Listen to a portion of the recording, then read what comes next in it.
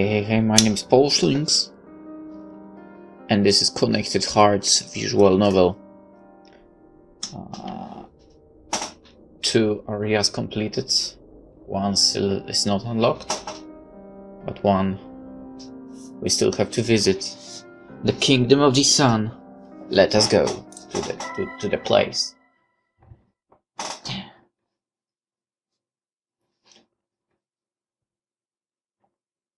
Suddenly I wake up, with the sun hitting me in the face. I make a disgusted face. At the same time I cover my eyes with one hand. My head is spinning. I feel completely lost. I can't even describe it, but I don't know where is up and where is down. I don't know if I'm standing or laying down, if I'm immobile or moving at great speed. It should be simple, but you wake up in your bed after a long dream. However, there is nothing simple about this awakening. It is like if I had fallen asleep in a maelstrom. Thankfully I don't feel nosy, but thinking too much about it was starting to produce a little of it. I take a deep breath, trying to calm my mind. Then I force myself to open my eyes, not being prepared for what I would find. I couldn't even imagine where could I be, but I didn't want to wait anymore.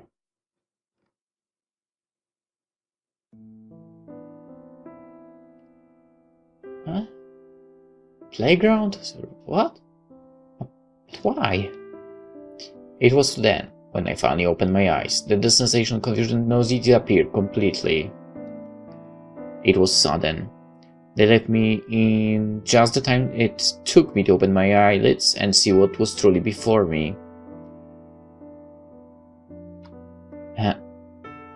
I exclaimed, confused, seeing that I'm in what appears to be a park. I was sleeping placidly in the grass until the sun shone on my face. However, far from being comforting, that confuses me even more. The park I am now is not any park.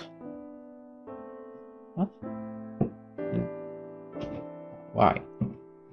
It looks very ordinary at plain sight. There are trees, benches for people to sit. What else would benches be for? A sandbox, slides and swings to play. Not only that, but there are also people which can see.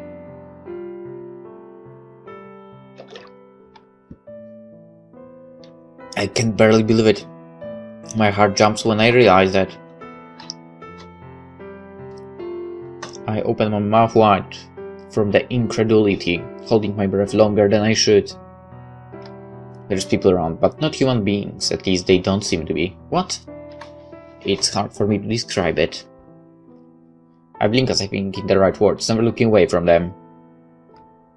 They appear to be mannequins with a smiling metal mask in their faces.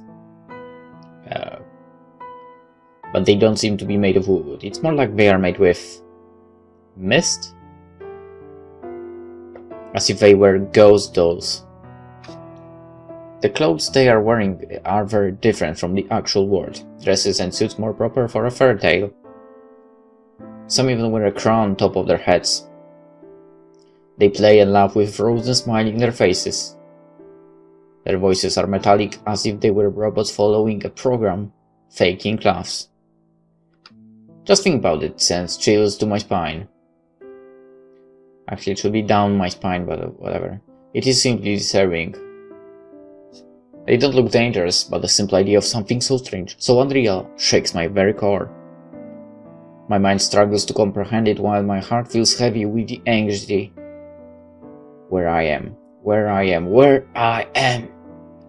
I can't stop making myself asking myself that question. I simply can't accept what there is in front of my eyes. Everything this night has been strange, impressible, confusing, magical even. But none of that compares to this place. What? Just here, in the middle of the park, watching people have fun is enough for me to say this is a scenery of a deformed, unreal world. How come? Oh! Suddenly exclaimed a voice near me. I trembled from surprise, turning instantly towards it. A feminine voice. Well, what is a real one doing around here? Said one of those strange beings standing right next to me. I didn't realize when it appeared, but I'm not surprised since I was very distracted. She's wearing a mask with a big smile. More malicious than happy. She looks at my face from above. I almost jumped surprised from the impression and then quickly stand up.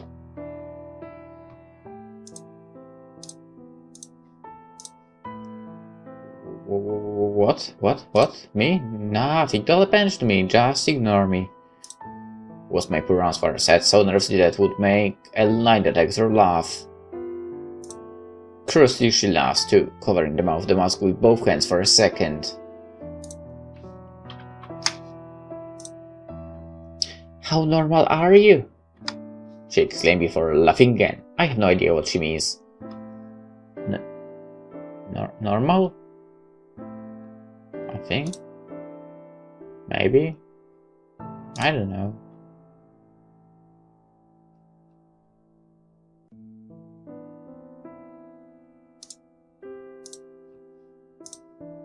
I repeated, confused. The way she talks doesn't tell me if it is a good or bad thing. Yeah, normal. Something strange here. Too strange. Don't understand, to be honest. But funny enough, it is still called normal. How can you call something normal if it doesn't exist here? Do you know?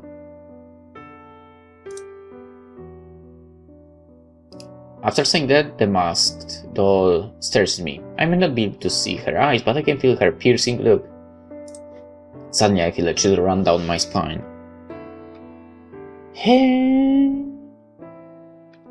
She exclaimed, impatient. At the same time, she tilts her head. Well, I guess it could be because at some point it was normal and the name stuck to it. I have no idea what I'm saying. I just say the first thing that crossed my mind. The masked doll takes a step back and then covers her face with both hands. Seeing her do that fills my heart with anxiety. I just don't know what to expect. Correct! That is exactly what happened! She then suddenly said, almost making me jump. I got scared at how excited she sounded. Then she puts her hands together as if she was praying. You are not having your hands together, hello? Well, since you asked my question, I'll answer one of yours. I blink, my lips move, but no sound comes from them.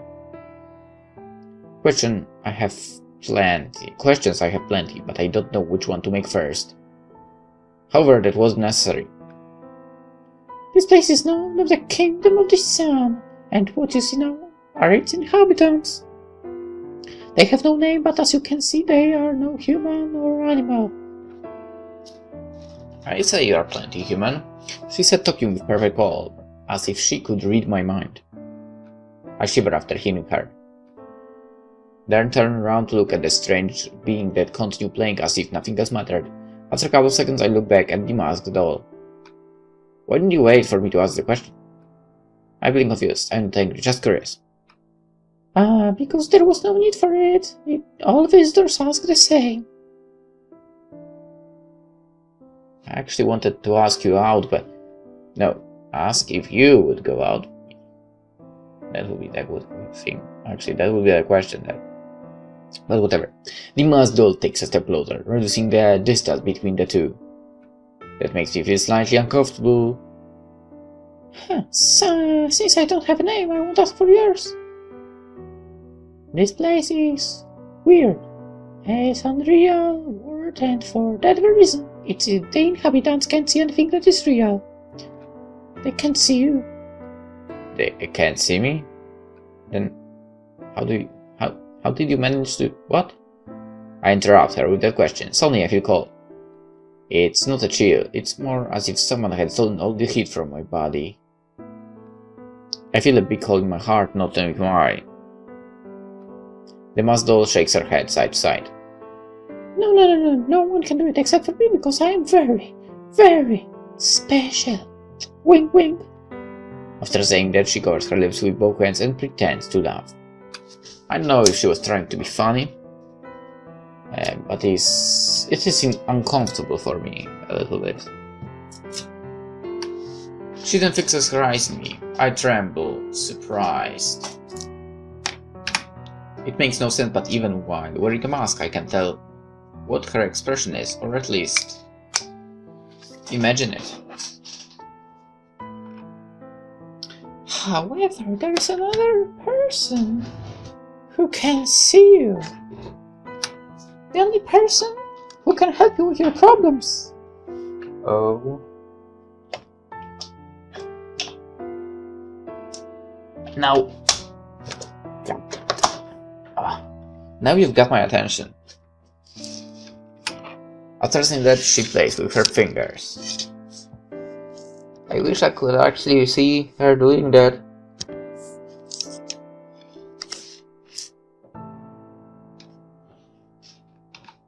Seems she can remain still for a moment. I have no problem with that. I mean, with her not being able to be still. But I feel she does that only because she's in front of me. In other words, she's toying with me. Kind of. Hey, how do you know I have problems? Because you are a real one in a world where nothing is real. You don't belong here and will never do. A fish outside of the water has big problems.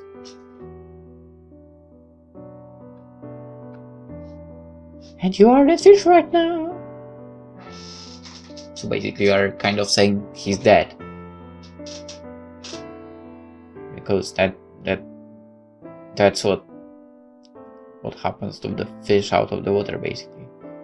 Whatever. After saying that, she pretends to laugh again. My heart instantly becomes heavy with anxiety. There is a part of me that understands what it means. In silence, I look away to see my surroundings one more time. It is impossible for me to feel at home at a world like this, no matter how much time passes. And honestly, I hope it's not much time. I would like to get out and go back to where I belong as soon as possible.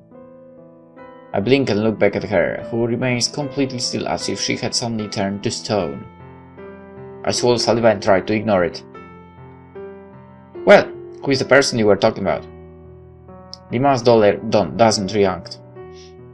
She remains perfectly immobile and in silence, for long seconds that feel eternal. And then suddenly makes a reverence with a move so sudden I tremble from the impression. He is the king of this world, of course. He knows all you need to do, although I must warn you to be careful. He's not particularly kind to the real ones. After saying that, she goes quiet and immobile again. I wait for her to say anything more, to point out where I have to go or, give me another clue, but my wait is in vain. Confused, I touch her in the shoulder with my index finger. Once again, I expect her to make a sudden move. But it doesn't happen. Even when I shake her, she doesn't react again, as if she was a toy which ran out of battery. Finally, I get bored of shaking her, realizing she won't move again. Now, the only thing left is to confirm her words. Carefully, I walk towards the group of what seem to be children playing in the park. My heart beats overflowing with anxiety as I wait some kind of reaction. Nothing happens. Then I swallow saliva, feeling it particularly bitter. Hi, how are you? Just saying that was incredibly hard. I expect them to turn to me at any moment and say something, but even being seen as an invader. However, none of those things happen. The only thing there is silence. Hello? I said louder, finding the same result. Quickly, my fear dies, being replaced by frustration and anxiety. You constantly have anxiety lately, man. They really can't see me, right? I mean, it's the third time he said he has it, so I murmured with a low voice and annoyance. And it's only been a little over 14 minutes. Then I think about touching one of them. No! I extend my hand to the closer kid, who calmly plays with the sand. My fingers get close slowly, expecting to feel a cold material. However, I stop before touching it. I'm not brave enough to do it. Oh, good. It's better for me to leave things as they are for now. Yes, you are correct. No touching the kids, damn it. I say again before looking around. I didn't realize before, but at the distance there is a golden white castle in the highest part of the city. I see the park one last time, convincing myself that nothing good would come out of staying more time here, and then begin my travel to castle at the distance. Moving results much easier than I expected. There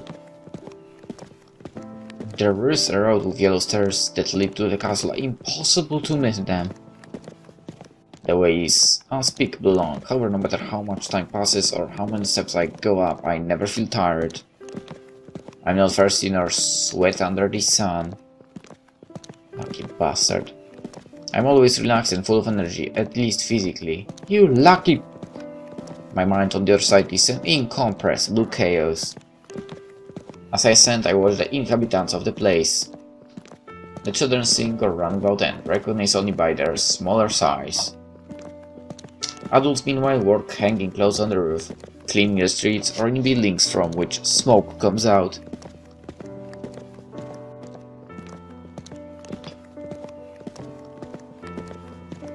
Those are the typical things one would imagine from a town. However, far from seeing normal, I see them as disturbing. They feel too artificial. There is no life in them. They don't do it with a purpose or because they like it. It's more like they are puppets forced to represent the every life of an imaginary town without a single touch of reality in it. In other words, everything is painfully fake. Well, no one said something that is fake can become real. The children aren't having fun, the adults don't need to work or wear clothes. They are lucky, I mean the first part. Second, maybe a little bit. If their seats were dirty, no one would care. It's all simply a lie. Not only that, but there is another detail that makes it even more uncomfortable. The city they live in is almost ruined. Many of the buildings have fallen down, and those still standing are full with cracks. It seems the city has been a long time without proper maintenance, letting the buildings to age until they crumble in pieces. And they don't seem to care in the slightest. Not even that. Simply there isn't a problem in their artificial minds. I gulp with my heart turning heavier than lead. Then shake my head to forget about it and set my sight to the front. I still have many steps to go up, hundreds of them more. I just try to look to the front without paying attention to them.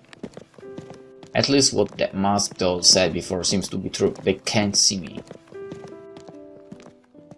By the time I finally reached the castle, the sun was setting. In the entrance there is a pair of guards with long spears. They are just for show. It is impossible any of the puppets would try to enter. They have no will of their own. And in my case, they simply can't see me, so it would be the same as if they weren't there. I doubt for a moment, looking at them deeply to confirm supposition. I see myself and manage to touch the mask of one of them. Nothing happens, he doesn't tremble or even acts confused. The guard remains still as a statue. I sigh and then decide to keep going forward. Whoa, what a mess. At the entrance there is a red carpet with golden edges. As I walk through the hallway I see numerous paintings, sculptures and vases. I look many times of furniture. For sure they must have been very beautiful. I'm talking in the past because in present day they are ruined. Many of them are broken, worn down, and colorless. It's as if the whole city had countless years abandoned. It slowly turns to dust without anyone noticing. Something else that calls my attention is that there are no doors. With the exception of the entrance and the hallway, I don't see any clue of being other rooms in the castle. It has a huge size and use only a small part of it. I shake my head, not knowing what to think about it. Anyway, the king shouldn't be far. I continue walking until I find myself before another big door. along with a pair of useless guards that completely ignore me. This time I don't stop to watch them. I just ignore them back and keep moving forward, as I remember what the mouse doll said to me. The king is the only one who can see me, and the only one who can help me. But that doesn't mean he will. There is the chance he will be disgusted by my presence. But that I can't know until I talk with him.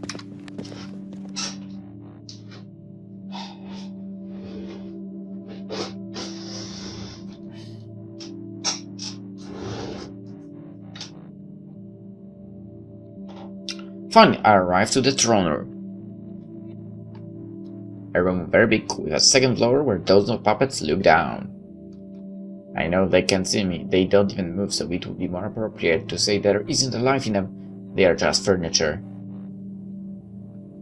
But knowing that dozens of masks with different expressions, all of them artificial, stare deeply at me, sends shivers to my spine. I gulp when my heart beats anxiously. This is not the time to doubt, I'm just a few steps away from my destination. I cross the red curtain that hangs between me and the throne, not knowing what to expect. In my mind, the images of different kings come to mind. An old man with long white beard, with plenty of wisdom, puppet just like the other, just with a gold crown, or even an empty room, the king being nothing but a symbol. What I didn't imagine, however, was what I found. Huh, exclaimed a young scared boy when he noticed my presence. He's not a puppet but a human, just like me.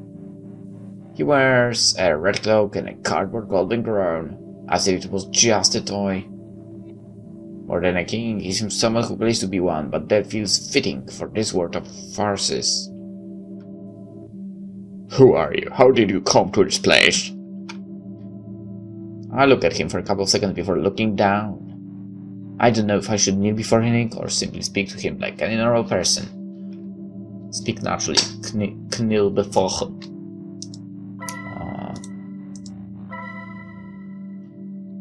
I honestly don't feel like kneeling, but he said that the girl previously said the king does it like normal humans. Considering that he is normal, the normal ones. This feels so weird to say that, but yeah. Probably went with normal speaking, right? I think we should do a second one. I don't like that option, but let's do it. With my eyes, he's just a kid. However, something isn't right there. The way he looks at me is not proper for a child. Somehow it seems the illusion of being a ruler went up his head. Instead of looking at me as an equal or with respect to someone older, he looks down on me as if I was a pest. Wait, is it possible for the people of the mist to see him? Because that would be weird. If they are able to see him, they should be able to see other ones as well, right? No matter how much I hate it, I should play along with him, at least for now. So I kneel slowly, lowering my head with respect. My name is Gary. And well, actually, I'm not sure how I got here. It may sound ridiculous, but I simply woke up in this place. I speak as naturally as I can, being respectful more than flattering. The kid stares at me in silence for what seems endless seconds, with a face that says he doesn't know what to think of me. He's not angry or happy at my presence, at least not completely. It's more like he's curious about me. Did someone else come with you? He asked without even presenting himself before me. Seems he still had to learn manners, but I can't blame him. He has lived alone for as long as this fantasy kingdom existed. Probably. Answer! He then added, impatient. I don't like the way he looks at me at all. My heart becomes heavy, noticing something was wrong. I force myself to show respect, finding no need to return. No, I am alone. I pause after saying that and then look up to his eyes. Could the king present himself before the visitor? I say it in such a way it seems to be an honor to learn his name, or at least that is my intention. I have no experience talking with a king. Henry, I am monarch of the Golden Sun. The child presented himself, talking with so much pride it almost stinks. Then he turns to look at me with piercing eyes, waiting some sort of praise from me. Oh, beautiful title, my lord, Yeah, I said, to avoid falling silent.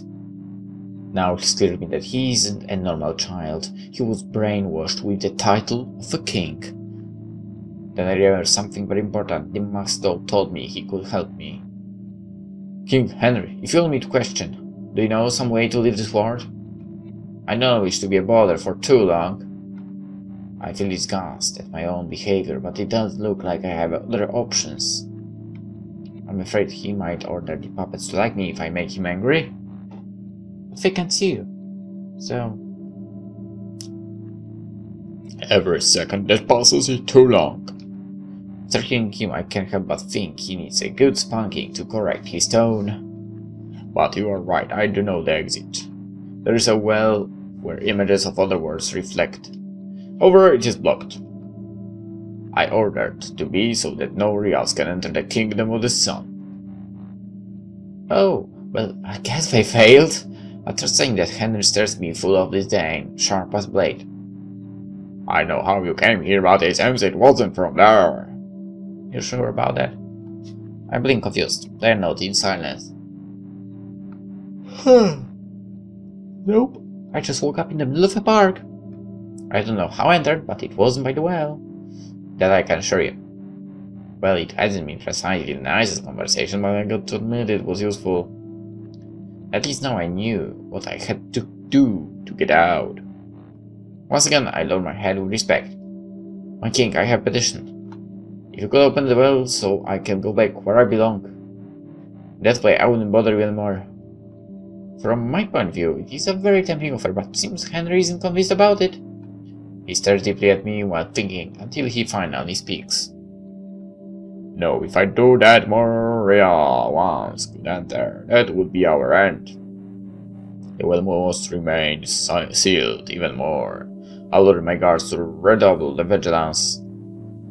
The coldness and selfishness of his words leave me out of breath. My face becomes pale from the incredulity. It should have been easy, and yet he opted for that. As for you, Gary, you will be arrested until you find a safe way to expose you from our war. I can't believe what he says. I'm cold. I sweat in fear, shocked by everything going on, and how easy he says it. Guards! A couple of puppets with swords answer his call. They appear behind me so fast it feels like that they had been created out of thin air.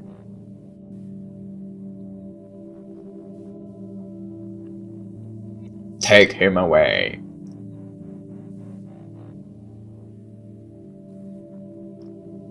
Henry points at me with his index finger.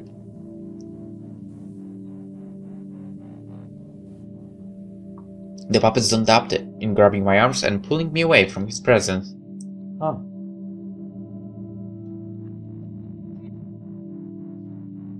So they were able to see you.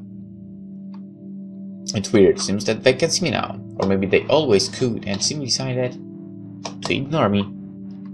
But after being ordered, they couldn't ignore me anymore. Crazy stuff. In any case, I had no time to think about it. The surprise, anger, and frustration fill my mind, leaving no room for anything else. I don't even bother to struggle.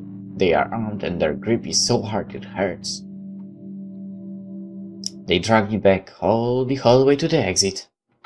Once outside of the castle, they force me to walk to the town. I walk down the stairs for unknown seconds, cursing in my mind during each single of them. I'm not in my best mood, nor I should be. Until finally, they open the door of a building that looks about to fall down. I have no other choice but to enter. Inside there is a big number of cells. Curiously, some of them have puppets inside them, remaining perfectly still as if they were just furniture. Actually, that is exactly what they are. For this prison to serve its purpose, it needs prisoners, even if they are just symbolic. They could open doors and not a single one of them would escape. The puppets open an empty cell and then push them inside, closing it instantly with a big key. It's a typical cell used in fairy tales, with iron bars and a huge lock. They say nothing before abandoning me there.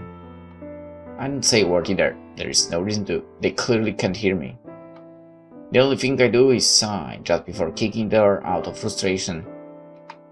Then I rub my face trying to calm down. What can I do in this place? I feel completely useless. I'm under the impression that Henry will forget about me the moment I'm out of his sight. And escaping sounds like a very far away dream. The walls are solid and the bars thick. The key is very far away from my reach. Once again I sigh, feeling my life escape with my breath. I made a mistake. There is actually one thing I can do. I sit on a corner and close my eyes, feeling pity for myself. That is all. It's the only thing I have left. It is really pathetic. But I got nothing. There is nobody here, not a single soul in the prison. I have no one to talk to, or ways to get out, or anyone who would come to me to rescue me. Not even a single thing to do in this empty cell. There isn't even a place to sit other than the floor.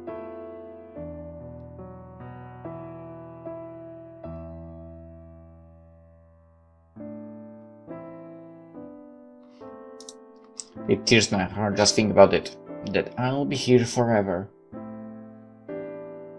My real fear is being forgotten in this place. Well, we'll find out if we can get out of the jail in the next episode. Why the hell am I talking this voice? I have no clue. Anyway, that's it here. Hope you enjoyed. Hope to see you tomorrow as well. Bye bye.